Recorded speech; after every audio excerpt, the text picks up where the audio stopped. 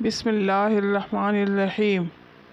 السلام علیکم ورحمۃ اللہ وبرکاتہ۔ سلطان محمود غزنوی نے رات کے گشت کے دوران ایک شخص کو تندور کے پاس سوتے دیکھا تو اسے اٹھایا اور پوچھا کہ وہ کون ہے۔ اس نے بتایا کہ مزدور ہوں، دن بھر مزدوری کرتا ہوں، رات کو یہاں سو جاتا ہوں۔ سلطان نے پوچھا، اتنی سردی میں رات کیسے گزرتی ہے؟ کہنے لگا، آدھی رات آپ جیسی گزرتی ہے اور آدھی آپ سے بہتر۔ محمود غزنوی اس جواب سے بہت حیران ہوئے۔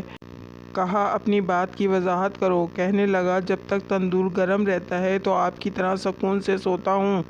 نصف رات تک تندور ٹھنڈا ہو جاتا ہے تو میں اٹھ کر اپنے رب کی عبادت میں مشغول ہو جاتا ہوں۔ یہ وقت میرا آپ سے بہتر گزرتا ہے۔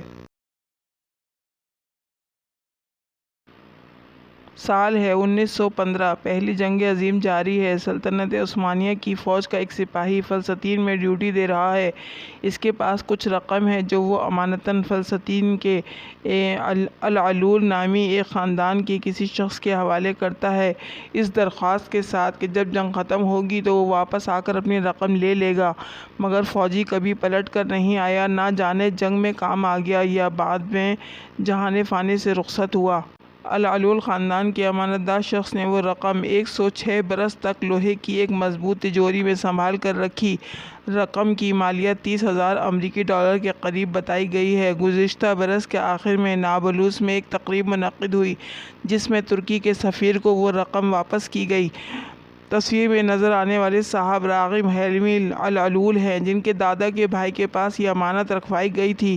ان کے انتقال کے بعد یہ امانت راغب حلیمی کے سپرد ہوئی تو انہوں نے بھی امانت کی پاسداری کا حق ادا کر دیا۔ جب وہ اس کی حفاظت کرتے کرتے تھک چکے تو فیصلہ کیا کہ رقم ترک حکومت کے حوالے کر دی جائے، کیونکہ اب رقم کے مالک کی واپسی کے امکانات تقریباً ختم ہو چکے تھے۔ اللہ کریم ہمیں بھی اسی طرح کی امانت داری اور دیانتداری نصیب فرمائے، آمین۔ یہ 1282 ہجری کی بات ہے، یعنی آج سے 160 پہلے کی۔ سعودی عرب کے بریدہ شہر میں منیرہ نامی ایک نیک و صالح خاتون نے مرنے سے پہلے اپنے زیورات بھائی کے حوالے کیے کہ میری وفات کے بعد ان زیورات کو بیچ کر ایک دکان خرید لیں، پھر اس دکان کو کرائے پر چڑھائیں اور آمدن کو محتاجوں پر خرچ کر دیں۔ بہن کی وفات کے بعد بھائی نے وصیت پر عمل کرتے ہوئے ان کے زیورات بیچ کر بہن کے نام پر 12 ریال میں ایک دکان خرید لی۔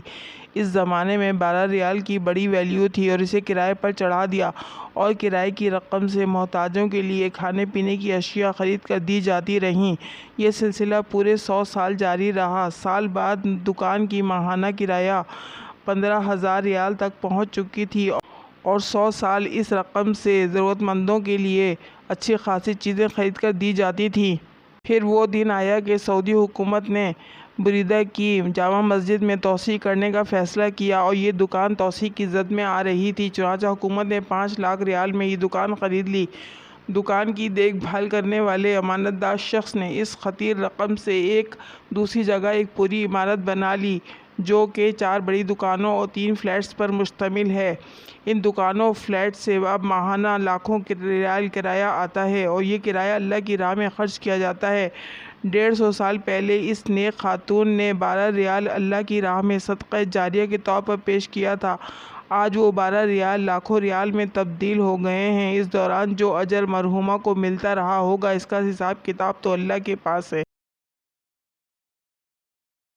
امام شافعی کے شاگرد ربیع بن سلیمان رحمہ اللہ بات دیر سے سمجھتے تھے۔ ایک دفعہ امام صاحب نے انہیں ایک مسئلہ 40 دفعہ سمجھایا مگر ان کی سمجھ میں نہ آیا۔ وہ شرم کے مارے مجلس سے اٹھ کر چلے گئے۔ امام صاحب نے ربیع کو تنہائی میں بلایا اور پھر متعدد بار سمجھایا، یہاں تک کہ وہ مسئلہ پوری طرح سمجھ گئے۔ ربیع کہتے ہیں، امام شافعی نے مجھ سے کہا، اے ربیع، اگر میرے بس میں ہوتا کہ علم کو کھانے کے لقموں کی طرح کھلا سکتا تو کھلا دیتا۔